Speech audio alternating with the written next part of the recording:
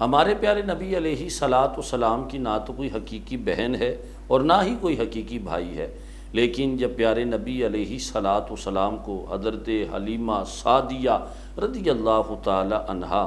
آپ قبیلہ بنو سعد میں لے گئیں تو وہاں پر حلیمہ سعدیہ رضی اللہ تعالی عنہا کی ایک بیٹی تھی جن کا نام شیمہ ذکر کیا جاتا ہے۔ قبیلہ بنو سعد میں جب شام کا وقت ہوتا تو سب لڑکیاں اپنے بھائیوں کو لے کر ایک جگہ پر جمع ہوتی اور اپنے اپنے بھائیوں کی وہ تعریفات کیا کرتی تھی۔ جب پیارے نبی علیہ صلاۃ والسلام حضرت حلیمہ سعدیہ کے گھر میں جلوہ فراز ہوئے تو شیمہ بھی ایک دن لے کر رحمت دو عالم صلی اللہ علیہ وسلم کو ان لڑکیوں کے پاس پہنچی اور وہاں پر آپ نے حضور علیہ صلاۃ والسلام کی تعریف کی۔ سب لڑکیوں نے یہ کہا کہ شیمہ جیسا تیرا بھائی ہے ایسا بھائی اللہ تعالیٰ نے کسی کو عطا نہیں فرمایا۔ وقت گزرتا چلا گیا، رحمت دو عالم صلی اللہ علیہ وآلہ وسلم مکے میں واپس تشریف لے آئے، پھر ہجرت کر کے مدینہ المنورہ میں پہنچے تو جناب شیمہ کا نکاح ایک قبیلے میں ہوا، آپ وہاں پر چلی گئیں۔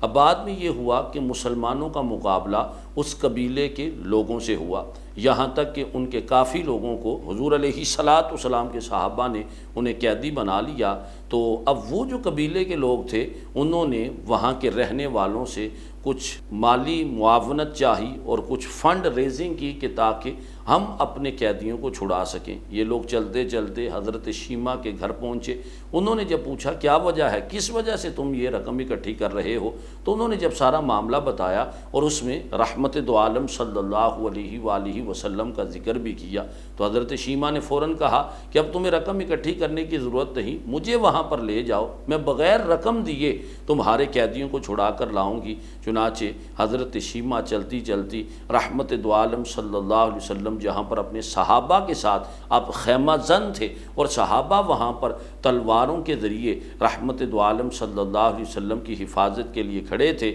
حضرت شیمہ آگے بڑھی اور آپ نے تلوار کو پیچھے کیا۔ ایک صحابی رسول نے پوچھا اے خاتون کہاں کا ارادہ ہے؟ تو آپ نے فرمایا کہ میں اپنے بھائی سے ملنے کے لیے جا رہی ہوں۔ رحمت دو عالم صلی اللہ علیہ وآلہ وسلم کے خیمے میں جب یہ انٹر ہوتی ہیں تو پیارے مصطفیٰ کریم علیہ صلاۃ وسلم مسکرائے اور ان کے استقبال کیا اور کہا بہنا کیسے آنا ہوا؟ تو حضرت شیمہ نے ساری وجہ بتائی تو آپ نے فرمایا کہ اگر تم پیغام بھجوا دیتی اور خود آنے کی زحمت نہ بھی کرتی تو پھر بھی میں تمہارے قبیلے کے لوگوں کو چھوڑ دیتا۔ چنانچہ حضور علیہ صلاۃ والسلام نے فوراً قیدیوں کو رہا کیا، حضرت شیمہ کو آپ نے تحائف سے نوازا اور پھر صحابہ کو فرمایا صحابہ اس سے پہلے جب بھی میں نے کوئی ایسا کام کرنا ہوتا تھا تم سے مشورہ کرتا تھا، لیکن آج میں نے تم سے مشورہ نہیں کیا اور قیدیوں کو آزاد کر دیا ہے۔ اس کی وجہ یہ ہے کہ آج میری بہن میرے در پر آئی تھی اور میں یہ چاہتا ہوں